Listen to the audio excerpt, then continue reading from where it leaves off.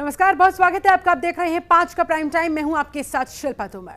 5 राज्यों के चुनाव की तारीखों का ऐलान हो गया है और अगले साल देश के सबसे बड़े राज्य उत्तर प्रदेश में चुनाव होना है। तो ऐसे में जीत हार की चाबी मतदाताओं के हाथों में होगी। इसीलिए जहां एक तरफ नेता जनता की चौखट पर हाजिरी लगा रहे हैं, तो वहीं दूसरी तरफ विजयी भव का आशीर्वाद मांगने मंदिर मंदिर जाकर मत्था टेक रहे हैं। टेंपल रन क्यों शुरू हो जाता है तमाम नेताओं का? और खास तौर पर अगर बीजेपी की बात करें, आप तो हर मसले पर विकास के झंडे को, विकास के परचम को लहराते नजर आते हैं, सीना ठोक के कहते नजर आते हैं। तो फिर आखिरकार आपको मंदिर जाने की आवश्यकता क्यों आन पड़ती है?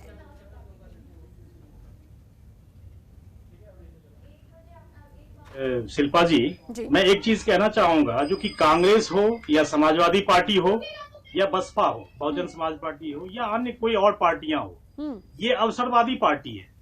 जब भी चुनाव आता है, चुनाव नजदीक आते ही इनके जो नटंकी सेल है वो एक्टिव हो जाता है। नटंकी सेल में करने का मतलब करते क्या है, ये तो जनेऊ पहन लेते हैं, टीका लगा लेते हैं, मंदिर में जाना शुरू करते हैं। इनको किसी भी जन समस्या से किसी को कोई मतलब नहीं है। इनको जन समस्या क्या है, उनको उनके साथ खड़े होना है, उनकी समस्याओं को सुनना है, इसमें कोई नहीं, मतलब कोई खड़ा नहीं मिलेगा आप। लेकिन हम लोगों का जो संगठन है, वो संगठन हम लोगों को सिखाता है कि आप चुनाव आए या न आए, चुनाव हारें या जीतें, उससे कोई मतलब नहीं। क्षेत्र की जनता के साथ आप खड़े रहिए, उनकी समस्याओं के साथ खड़े रहिए, उनकी जो भावनाएं हैं उनके साथ खड़े रहिए। लेकिन ये जो जितनी भी पार्टियां हैं, चाहे कांग्रेस हो, चाहे सपा हो, चाहे बसपा हो, चाहे कोई भी पार्टियां, ये अवसरवादी पार्टी है। चुनाव आया, मंदिर भी जाना चालू कर देंगे, चुनाव आएगा तो टीका भी लगाना चालू कर देंगे, चुनाव आएगा ये जनेऊ भी पहन लेंगे, माथे पर टीका लगाकर दर्शन पूजन करते हुए नजर आ रहे हैं। तो ये तो विपक्ष भी आपके लिए कह सकता है। नहीं, विपक्ष देखिए, आपने देखा होगा पार्टी में हमेशा से ही चुनाव आया तभी भी, नहीं आया तभी भी, उससे कोई मतलब नहीं है उसको। लेकिन वो मंदिर जाएंगे, वहां जाकर टीका लगाएंगे, जनेऊ पहनेंगे, ये कोई अवसर के कोई आएगा तभी जाकर के करेंगे, ऐसा कुछ नहीं है। आपने भारतीय जनता पार्टी के हर एक नेताओं को, हर एक कार्यकर्ता को आपने देखा होगा, चुनाव से उनको कोई मतलब नहीं होता। वो जन समस्या के साथ खड़े रहते हैं, उनकी भावनाओं के साथ खड़े रहते हैं, उनकी समस्याओं को सुनते हैं, उनकी समस्याओं का हल करते हैं। लेकिन और पार्टियां, ये अवसरवादी पार्टी है। ठीक है, कपिल जी जवाब देंगे। कपिल श्रीवास्तव, आपसे मेरा सवाल ये कि जैसे जैसे चुनाव नजदीक आते जाते हैं, वैसे वैसे नेताओं का ये टेंपल रन तेजी के साथ क्यों बढ़ता हुआ दिखाई देता है? देखिए, ये बहुत सीधी सी बात है कि राजनीति को पूरी तरीके से आप धर्म से अलग नहीं कर सकते हैं, क्योंकि कोई भी देश के अंदर सभी धर्म जाति के लोग होते हैं और कोई भी राजनीतिक व्यक्ति जो होता है उसका अपना भी तो एक धर्म होता है। धर्म तो बहुत व्यक्तिगत चीज होती है, लेकिन इसमें कहीं दो राय नहीं है कि हमारे कबीरदास ने कहा था कि सुख में सुमिरन सब करें, दुख में करे न कोई, और जो सुख में सुमिरन करे दुख काहे को होए। तो भारतीय जनता पार्टी के जो अभी नेता प्रवक्ता कह रहे थे, ये एक हास्यास्पद स्थिति है। ये क्या दर्शाना चाहते हैं? नौटंकीबाज तो सबसे बड़े ये खुद है। नौटंकी इनसे बड़ी तो कोई करता नहीं है। जब होता है गेरुआ चोला पहन के तन जाते हैं, सब मंदिर वाले हो जाते हैं और कल्याण किसी का नहीं करते। देश डूबा चला जा रहा है। देश में राजनीति अगर ये करना सीखना चाहें तो जन सेवा भाव तो इनके अंदर है नहीं, क्योंकि 7 वर्ष में इन्होंने 4200 करोड़ रुपए की अपना 7 सितारा कार्यालय बनाने में सारा पैसा लगा दिया है देश का, और देश के सारे पूंजीपतियों से इन्हीं का बांड खाली बिका है, क्योंकि मंदिर में सबसे बड़ा चढ़ावा भी यही चढ़ाते हैं। आजकल भी ये चंदाजीवी लोग नया ठेका लिए हुए हैं। हाँ। और आप देखिए, बनारस के अंदर क्षेत्रीय कार्यालय जो बना हुआ है, क्या आलीशान बना हुआ है। 5 स्टार होटल फेल है। ये आधुनिक तरीके से राजनीति पूरे देश को सिखा रहे हैं आज पहली बार अखिलेश यादव मां विंध्यवासिनी के मंदिर मत्था टेकने के लिए क्यों पहुंचे? जीडीपी बाहर जाती है। अमूमन इस तरह की तस्वीरें देखने को क्यों नहीं मिलती? कामाख्या देवी में कोई और क्यों पहुंचा? विश्वनाथ मंदिर नहीं। देखिए, एक अंतर है। कैमरा लेके सिर्फ माननीय मोदी जी घूमते हैं, चाहे बर्थडे का केक भी काटना होता है, अपने माता जी का चरण छूना होता है, तो कैमरा उनके पीछे चलता है। समाजवादी पार्टी या अन्य विपक्ष के नेताओं के पास कैमरा वाले जाते नहीं है, है ना, वो बुलाने पे भी नहीं जाते हैं। बहुत पत्रकार वार्ता कीजिए तो शायद कभी आ गए, कुछ लोग उसमें भी नहीं आते हैं। तो ये पूरी देश की जनता ये बात को देख रही है, पिक्चर कवरेज कैसे किया जाता है और पिक्चर कॉन्शियस कौन लोग हैं, कौन से लोग अच्छी मार्केटिंग करते हैं, पूरा देश देख रहा है। और वो मार्केटिंग करने के बाद देश नहीं बनाते हैं, क्योंकि देश की जीडीपी माइनस में जाती है, बेरोजगारी दर 40% जाती है, भगवान का पूजा अर्चना सिर्फ अपने लिए करते हैं। अगर देश के लिए कर रहे होते तो कोई दिक्कत नहीं थी। इनसे बड़ा नौटंकी बात कहां मिलेगा। सारा नाटक नौटंकी तो देश इन्हीं की देख रहा है कि किस तरीके से एक चाय बेचने वाला देश बेच रहा है। इससे बड़ी नौटंकी किस चीज की हो सकती है। लाल किले की प्राचीर जो देश की प्राचीर कहलाती थी, उसको किराए पर चढ़ाने का काम किसने किया है। देश की 23 संस्थाएं जो पब्लिक सेक्टर की चीजें थी, उसको उठा के बेच देने का काम अडानी और अंबानी के नाम पे किसने किया है। लखनऊ के अंदर जो है एयरपोर्ट, वो अडानी एयरपोर्ट बनाने का काम आपको पेट में दर्द क्यों हो रहा है कपिल जी? जेवर आपको पेट में क्यों दर्द हो रहा है? बता नहीं रहे। क्या एक चाय वाला इस देश का नागरिक नहीं? क्या एक चाय वाला इस देश का प्रधानमंत्री नहीं बन सकता है क्या? अरे चाय कभी ये क्या एक चाय वाला इस देश का नागरिक नहीं है? क्या वो संवैधानिक तरीके से क्या वो प्रधानमंत्री नहीं बन सकता है? ये तो एक उदाहरण है। ठीक है, लौटूंगी आप दोनों के पास। हमारे साथ कांग्रेस प्रवक्ता सुचि विश्वास भी जुड़ चुकी हैं। सुचि जी, बहुत बहुत स्वागत है आपका इस खास चर्चा में। सुचि जी, प्रियंका गांधी कामाख्या मंदिर पहुंची, भक्ति में लीन नजर आई। ऐसे में जरा ये बताएं कि माता रानी प्रियंका गांधी की इस भक्ति को कितनी शक्ति देने वाली है? आप लोगों की जमीन खिसक चुकी है। देखिए, ठीक है कपिल जी, आऊंगी आपके पास। सुची जी को मौका देते हैं। सर, सारे मेहमानों को मौका मिलना चाहिए ताकि किसी को शिकायत न रहे कि उन्हें बोलने का मौका नहीं दिया गया। सुची जी, पूरी कीजिए अपनी बात। रमाकांत जी, आपसे भी मेरी दरख्वास्त है, एक एक करके सर, जब आपके पास आऊं तब आप जवाब दीजिएगा। सुची जी बोलिए।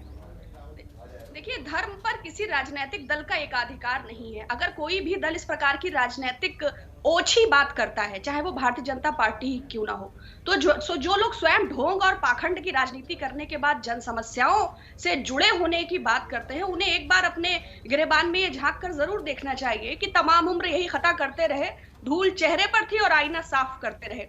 आप ही ने थोड़ी देर पहले बताया कि 1 महीने में 4 बार रसोई गैस के दाम बढ़ चुके हैं, पेट्रोल सैकड़ा पार है, बेरोजगारी 45 वर्षों में सबसे ऊपर के रिकॉर्ड पायदान पर है और जीडीपी 70 वर्षों में। पीएम केयर्स के फंड का ऑडिट नहीं हो सकता, सीएसआर के दायरे से मुख्यमंत्री और प्रधानमंत्री जी का अलग कोष रखा गया है। क्या खेत के किसान हो जो बॉर्डर्स पर बैठे हैं, क्या ये काले कानून हो जिसको लेके सरकार लगातार दमनकारी है? क्या देश के वो एसेट्स हो, सार्वजनिक उपक्रम हो, पीएसयूज हो, जिनको बेचकर सरकार इवेंट मैनेजमेंट कर रही है? आज आम आदमी बदहाल है, परेशान है, और सरकार इवेंट मैनेजमेंट और मीडिया मैनेजमेंट, नमस्ते ट्रंप और मध्य प्रदेश की सरकार गिराने के नाम पर कोरोना ले आई, और कोरोना के फेल्योर और मिस हैंडलिंग के चलते जो तमाम लोग जो सड़कों पे मरे, जो चलिए आप ये तमाम मुद्दे उठा रहे हैं, विपक्ष के नाते समझ में आता है, लेकिन इस मंदिर पॉलिटिक्स पर आप क्या कहेंगे? हाँ, देखिए, भारतीय जनता पार्टी के गठन की डेट देख लीजिए, है ना, और जनसंघ के गठन की डेट देख लीजिए, और उसके पहले अगर जाए तो हेडगेवार साहब ने जब हिंदू महासभा और सब संगठन बने, उनकी डेट देख लीजिए। हमारी संस्कृति सनातन वैदिक हजारों वर्ष की है, तो उस पर ओछी राजनीति करना, ये जो ढोंगी और पाखंडी सत्तारूढ़ दल है भारतीय जनता पार्टी, ये सबका एक सूत्रीय अधिकार है।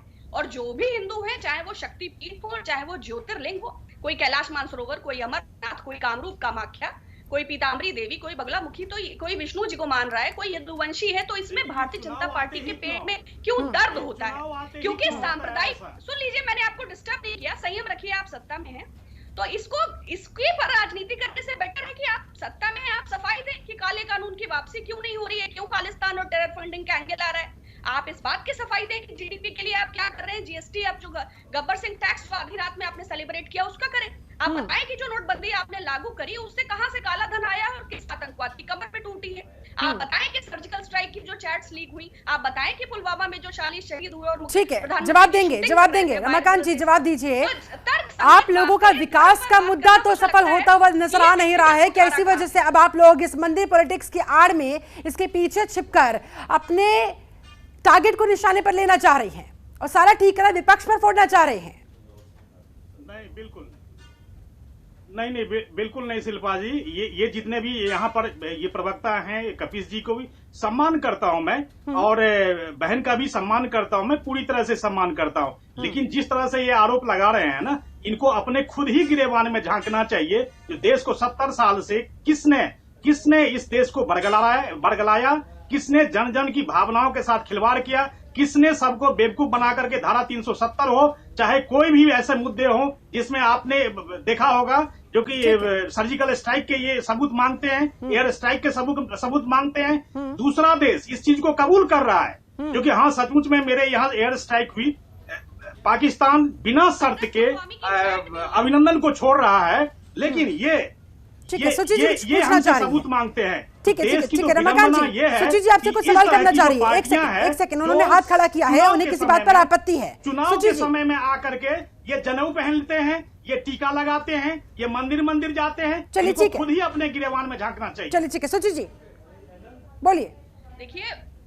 देखिए धर्म जो है वो एक व्यक्तिगत और एक निजी मामला है, और ये संविधान सम्मत देश है, लोकतंत्र पर आधारित है। हमारे पास न्यायपालिका है, हमारे पास पत्रकारिता है, हमारे पास एक व्यवस्था है। तो इसको जो लोग पोलराइजेशन की पॉलिटिक्स न्यायपालिका के ऊपर भी तो भरोसा नहीं है आपको संसद के ऊपर में भरोसा नहीं, आपको राष्ट्रपति के ऊपर में भरोसा नहीं, आपको प्रधानमंत्री के ऊपर में भरोसा नहीं, आपको भरोसा आप जैसी रमाकांत जी बोल लीजिए, सुची जी की बात तो सुन लीजिए एक बार, इसी के बाद तो आप जवाब दीजिएगा। प्रधानमंत्री जी अरे तो न्यायालय के ऊपर में आप भरोसा तो करेंगे यार, अवतार नहीं है।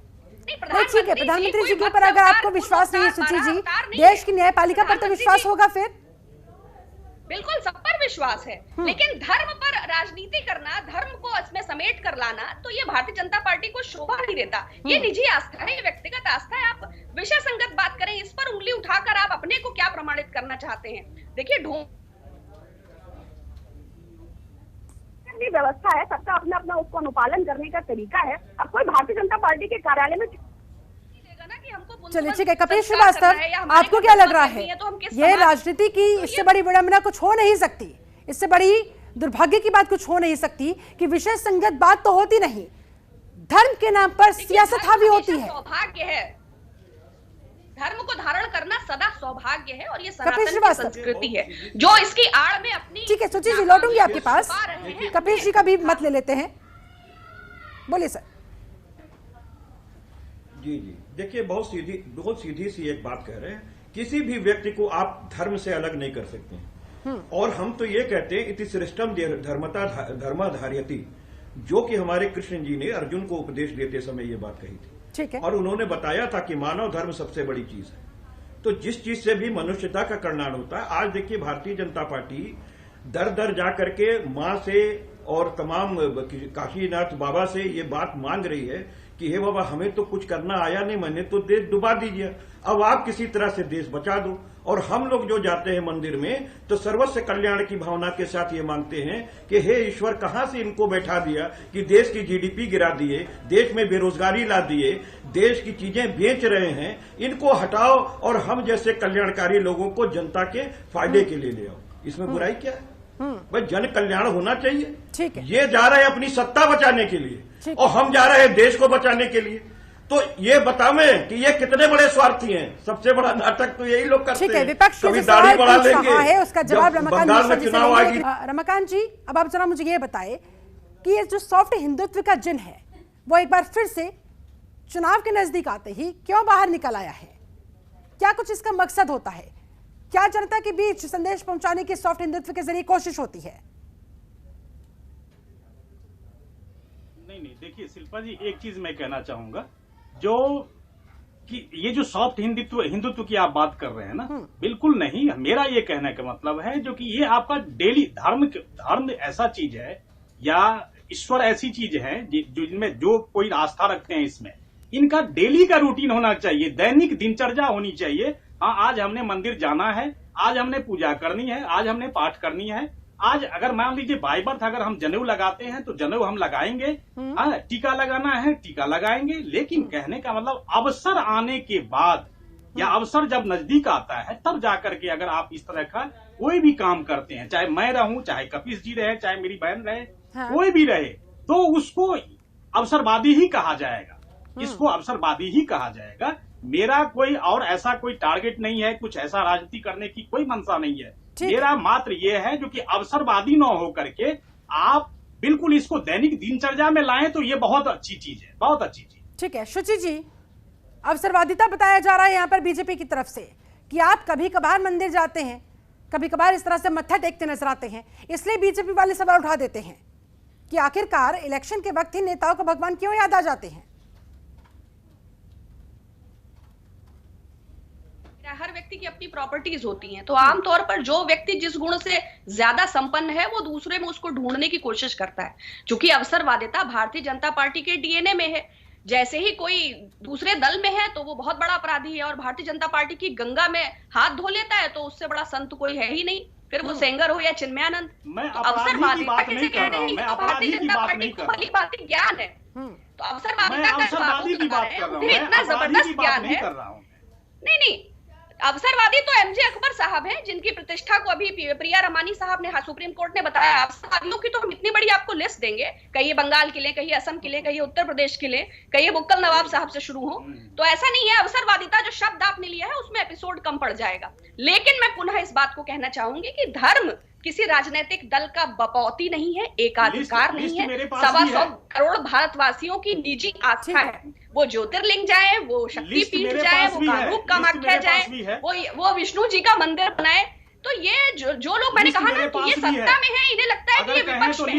ये प्याज के नाम पर बात नहीं बने हुए हैं। कपिल जी, आपको क्या लगता है इस तरह से भगवान की चौखट पर जाकर पूजा अर्चना करना कितना असरदार साबित होता है? जनता के बीच में किस तरह का संदेश पहुंचाने की यहाँ पर राजनीतिक दलों की तरफ से कोशिश होती है? अखिलेश यादव भी आज पहुंचे, मां विंध्यवासिनी के दर्शन करते नजर आए।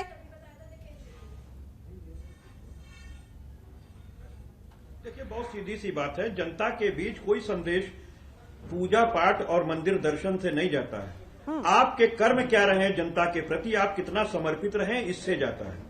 ये पूजा करना एक अपने आस्था की निजी विषय है, और इसको ठीक है क्योंकि एक राजनीतिक व्यक्ति कर रहा है, उसका व्यक्तित्व तो बड़ा है, तो कैमरे उसको कवर करते हैं, इसमें कहीं दो राय नहीं है। लेकिन आप कह दें कि कोई व्यक्ति अपना धार्मिक संपादित नहीं करेगा तो ये तो ठीक है। आपकी पार्टी का कोई शख्स करे तो ठीक, और सामने किसी पार्टी का कोई दल का नेता पहुंच जाता है तो उस पर आप लोग सवाल खड़े कर देते हैं। ये सभी पार्टी इस पर मैं इंप्लीमेंट कर रही हूँ, बात चाहे बीजेपी की हो, बात चाहे सपा की हो, बात चाहे कांग्रेस की हो।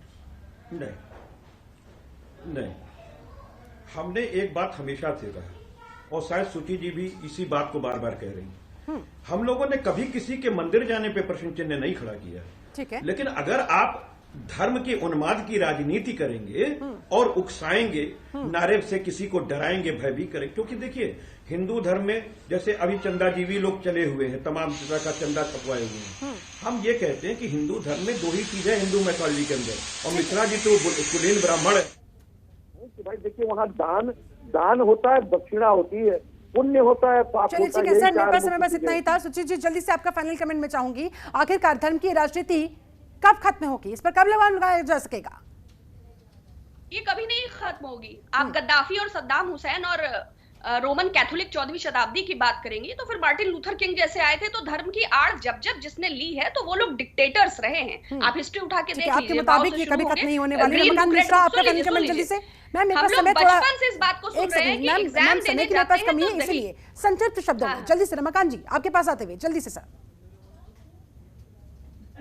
देखिए, ऐसा है जो कि धर्म की आड़ लेकर के ये कांग्रेस पार्टियां हमेशा से रही है, और मेरा ये कहने का मतलब है जो कि चुनाव आते ही आप अवसरवादी हो जाते हैं, मंदिर जाने लगते हैं, जनेऊ पहन लेते हैं। कांग्रेस बीजेपी पर आरोप लगा रही है, बीजेपी कांग्रेस पर आरोप लगा रही है। अब ये जनता को ही तय करना होगा कि कौन सच बोल रहा है, कौन झूठ। चलिए, आप सभी मेहमान का बहुत बहुत शुक्रिया मेरे साथ इस खास चर्चा में जुड़ने के लिए। तो कुल मिलाकर जिस तरह से मंदिर परिक्रमा के लिए तमाम बड़े बड़े चेहरे, सियासी चेहरे इस समय नजर आ रहे हैं, ऐसे में ये तो आने वाला वक्त ही बताएगा कि इसका फायदा किसे ज्यादा पहुंचेगा, किसका अंततः परचम फहराएगा। चलिए, इसके साथ मेरे साथ इस खास चर्चा में जुड़ने के लिए आप सभी का बहुत बहुत शुक्रिया। बने रहे जनतंत्र टीवी के साथ। नमस्कार। खबरों के निष्पक्ष विश्लेषण के लिए सब्सक्राइब करें Jantantra TV and press the bell icon. Never miss any update.